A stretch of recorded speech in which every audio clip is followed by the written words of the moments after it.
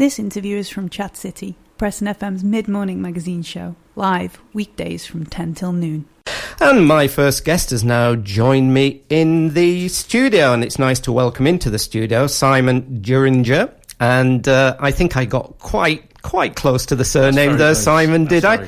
So it's nice to welcome Simon in. Educated at Moston School in Cheshire, Simon became involved in both shooting and writing from an early age, quite an interesting combination. And at the age of 10, he gained his second-class shooting certificate, and by 13, he had qualified as a preparatory Schools Rifle Association marksman. And also at that age won his first writing competition, and in his 20s went on to the Royal Air Force. So quite a varied start to your career there, Simon. Yes, indeed. I wasn't sure you were going to go that far back. Well, you see, we like to, find out what we can about our guests, Right. So yeah, quite I mean, certainly an interesting shooting and writing. I think you probably got that from the website, and obviously I've highlighted those two really because writing the book Stray Bullet and the book itself actually being about two assassins, or one assassin and his brother. It just made sense to actually highlight the fact that I do have knowledge in both areas, if you like. Right, yes. So is writing now the main day job, and the shooting, etc., is a pastime? The shooting largely disappeared a number of years ago, actually. It became quite a chore to keep hold of a firearms certificate, so I gave up mine. So I haven't really kept up to date with that. And writing itself, yes, certainly has taken over with the blog and the interviewing that I do of authors, independent and traditional. Right, and I'm sure the skills and the knowledge of shooting must come to the fore when you are writing certain things in your books. Yeah, I mean, it obviously certainly helps. You still have to do quite a fair amount of research in the sequel to the Stray Bullet, The Phoenix. I will actually be asking some of my friends for advice on certain arms that I'll be using, or the characters will be using in that book. Yeah. So when did you publish the first book? Well, both books actually that I've got out at the moment were published this year. You've got Stray Bullet, which is a fictional piece, and How Do I Win a Lottery, which is always the one that gets people talking. Well, yes, I was certainly going to, of course, come to that one. Yes. Well, they were both actually published this year, and there'll be another two coming out this year. Firstly, Phoenix, which is the sequel to Stray Bullet, and secondly, a book called The Word, which is a compilation of all the interviews with all the authors that I've interviewed on my blog. So what about writing then? I mean, where does that come from? You started at school. Did you have a very vivid imagination? Does it take a very vivid imagination? Do the characters in your book actually exist in life? I think people suggest that characters in books always have some resemblance to the authors, but bearing in mind what they do in Stray Bullet, no, I would like to say no, they're not that much like me at all. But certainly, yes, the interest in writing, it does go back a very, very long way, and long may it continue, really. As long as people read the books, then I'll be continuing writing. And before you actually committed pen to paper or typewriter or computer, how long did you carry the story in your head before you then did put it into book form? Stray Bullet was probably about 12 years. Yes. I started Stray Bullet when I was still in the RAF, and I think I got about a third of the way through, and then I put it down, largely because of job commitments and other things that were going on in my life at the time. And then I picked it back up many years later and finished it quite quickly. So people do actually say they can see the break in the book, where maybe my writing itself has matured. That's interesting. Along with the story, which is quite interesting. Can you see that? Yes and no. I think certainly I don't have to check my work as much as I probably did 12 years ago. But in the storyline, I'm not entirely sure. Right. So that was the first book, was Stray Bullet. Yeah. So very different. How do I win on a lottery? Have you had the pleasure of winning on the lottery yet? Not the big seven figures, no.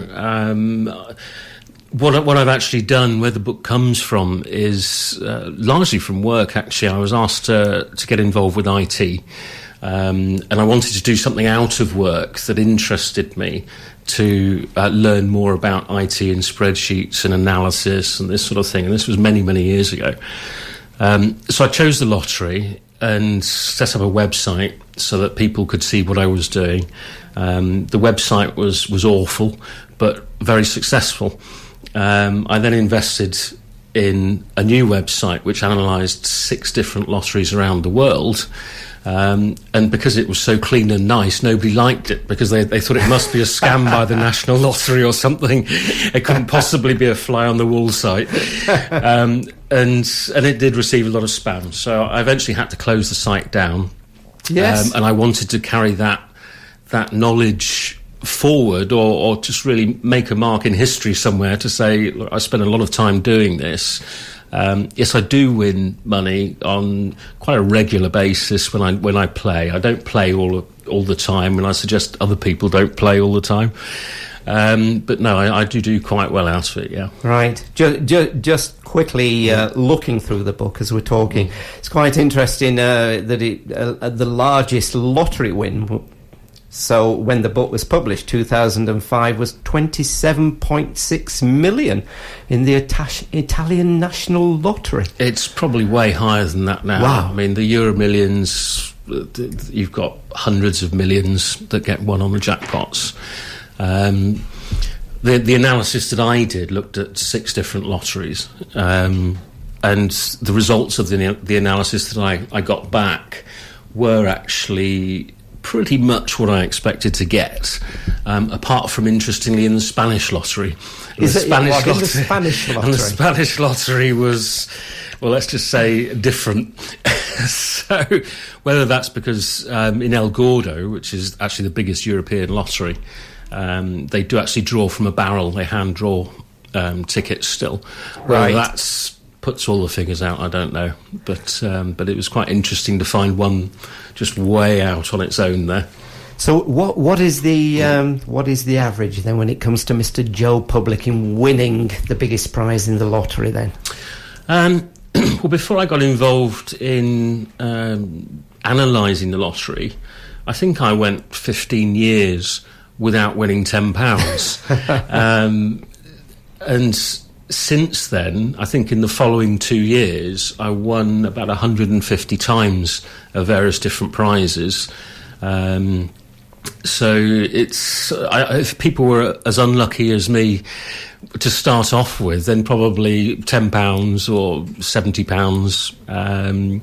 But if you do just exercise a bit of probability and a bit of, I would almost say common sense, it's amazing how much you can raise your chances of making some form of win. I've never suggested in the book that you're going to buy it and tomorrow you're going to win the jackpot. The lottery. Yeah. But obviously all things are possible. Right. And you're about to, or you have just published a new book, or about to, called The Word? That's right, yes. So is The Word a sequel to Stray Bullet? Oh. No. It's another standalone book. We have called it Volume 1. I set up a blog back in September, interviewing authors, very successful authors and amazingly entertaining authors. And as a result of that, I got nominated and shortlisted for the UK National Blog Awards. Yes. And so moving on from there, we decided that it would be a really good idea to actually share these with the wider public and get a book out with a compilation of the best of all those interviews, the best and the most interesting for your general reader. And also to promote independent authors who don't don't have a big enough voice in this country at the moment, though there's some very, very talented people out there. Yes, we've interviewed quite a few local authors. So in a way then, this is yet another different kind of book, another kind of it's a third genre. Yeah. Yes, that's right. I just love writing. I mean, I've in the last 20 years, I've written reports for government. I've written analysis for government. So whilst I haven't been writing books all those years, I've always been writing. And people always find my presentations in work the sort of most interesting presentations, because I try to get more into subjects than a lot of people do when they're forced to do presentations, if you like, for work. So it's something that's always been there, and I do feel I can write about anything. People suggest that the questions I ask authors are really out there, and very, very different. It's almost like a desert island disc for authors, really. So there's an interest there for people. And I do enjoy it, yeah. So I've been writing a long time. So when you set up the blog and started to contact authors, what was their response? Were they quite surprised that you were contacting them as an author? Well, it's actually the other way around. It started that I had the website was originally set up for my books and to promote what I do, and there's some design and some graphic videos on there as well. A lady, an English author, she won an audio award, actually. She's a narrator as well. That's the equivalent of an Oscar in narration. Josephine Bailey, who's been a fantastic help to me. She contacted me from America, which is where she now lives, and asked if I would like more content for the blog and would I consider interviewing her. And she'd obviously seen Stray Bullet. Of course I jumped at it. She's the equivalent of an Oscar winner. She was in Carry On Teacher. You'll see her as one of the schoolgirls at that time. It's her first part. A great individual. So nice, so friendly, so helpful. And so I interviewed her, and that got quite a lot of people interested in the website straight away. She enjoyed the experience, and obviously she has a circle of friends. Several of those decided that they wanted to have a go as well. And it's just sort of ballooned to Oscar winners and Pulitzer winners and Emmy winners. And so I've really done a real broad spectrum of authors, directors, publishers, all sorts really now. Right, fascinating. Are you okay if we take a little break for the news headlines and then come back to you? Absolutely. Are you okay with that? Yes. And maybe you could, just as we're going to go to the news headlines, I saw an email from you this morning, and you asked me to find a piece of music. Maybe you can tell our listeners what this was about. Yes. Giles Christian, he's actually, he works for the same publisher as Dan Brown. He's got a new book, God of Vengeance, that is coming out, I think it's the 13th of April. It's a prequel to his Raven series of books. And it turns out he was a pop star in the 90s. So he's been an actor in commercials, a pop star for a group called Upside Down, and I think they had 4 top 20 hits. So yes, since I was coming to a radio station, I thought it'd be nice just for Giles to hear one of his old songs. Brilliant. Well, I was able to find one. In fact, I've got 2. I'm going to play one later, which is a Chicago cover of If You Leave Me Now. But the one I have found is from Top of the Pops, when they appeared on Top of the Pops. So we shall hear from Upside Down and Change Your Mind. We then have Brian and the news, and then we will come back to Chorley author Simon. You're listening to the Chat City interviews on 103.2 Preston FM. And it's your weekday show, Chat City, Monday through Friday, 10 a.m. through to noon. And I'm pleased to say that Simon is still with me, Simon Duringer, and we were just talking about the books that Simon has written. And also the fact that he's up for a blog award. Now, I'm sure there's not many people, Simon, who are nominated for a blog award. And this is the National UK Blog Awards 2020. 2014. I must admit, until I knew you were coming on the show, I didn't even know we had National UK Blog Awards. So tell us a little about this. The Blog Awards, it is actually something that's quite new. I think it is the first year that they've run it. It's sponsored, I think the main sponsor's Twinings, the tea company. But there are several other internet and IT companies that are actually also taking part in the sponsorship. It takes place in London next month, so I think we're about 3 or 4 weeks away from the announcement of the winners. There was over 900 blogs of many different categories. Yes.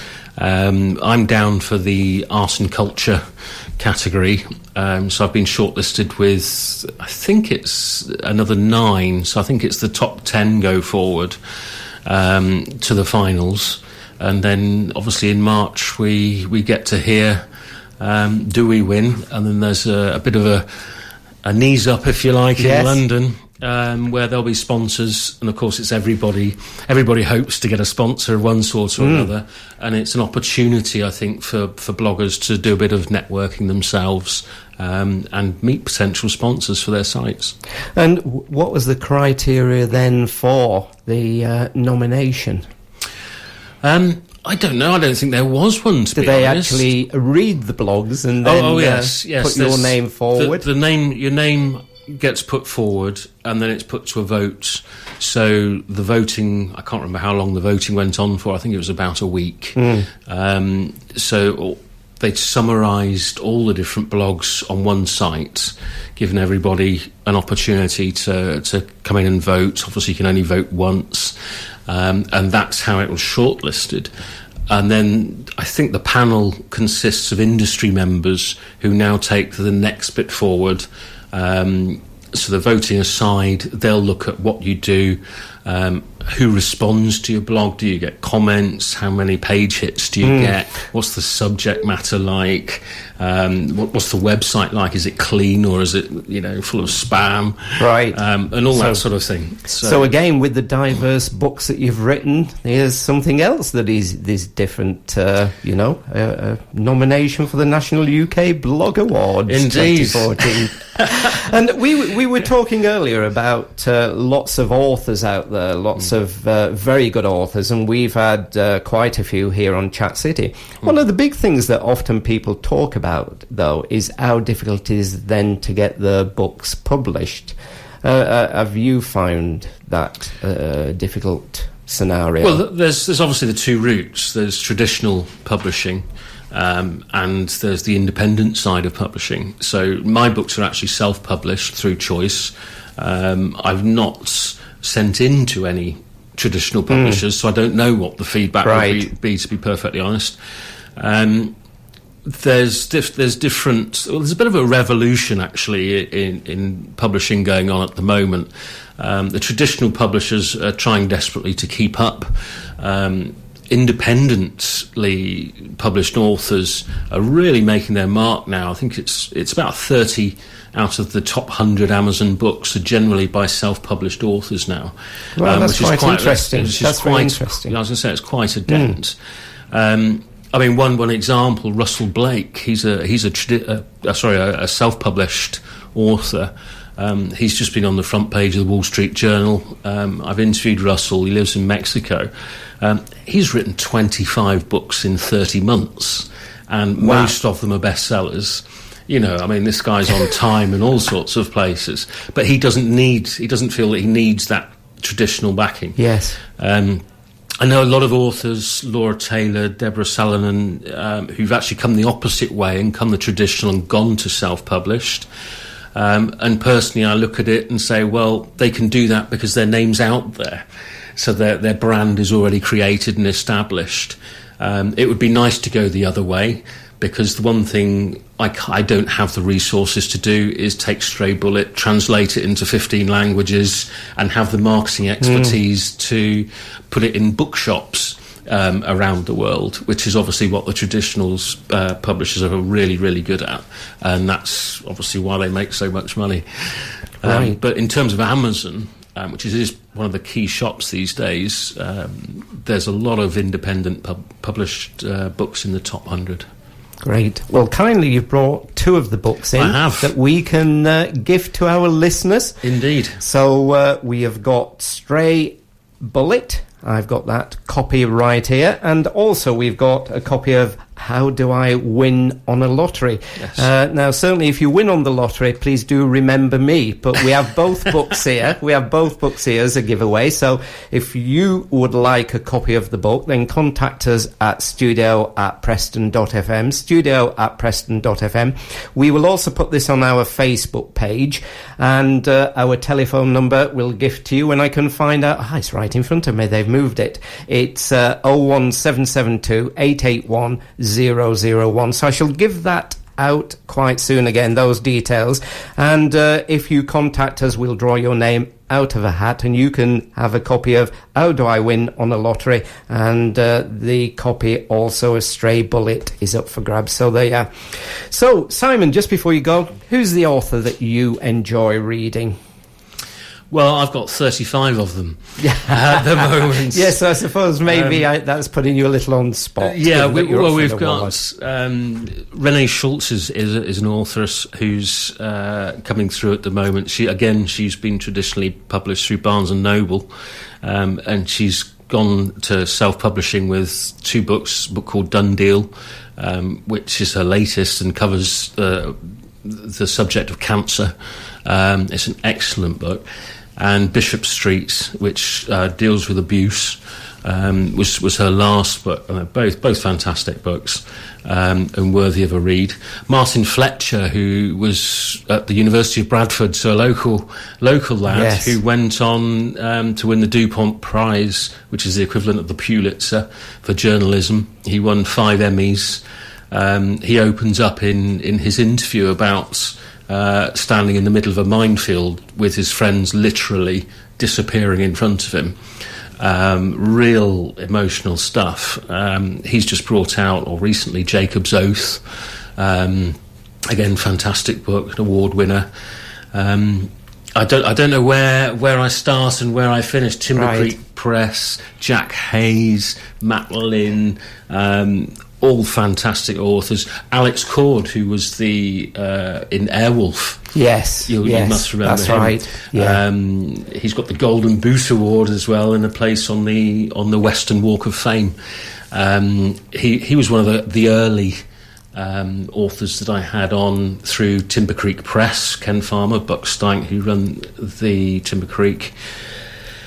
It goes on and on. And Giles Christian, Andrew Hughes is the Daily Observer. He's been there 20 years.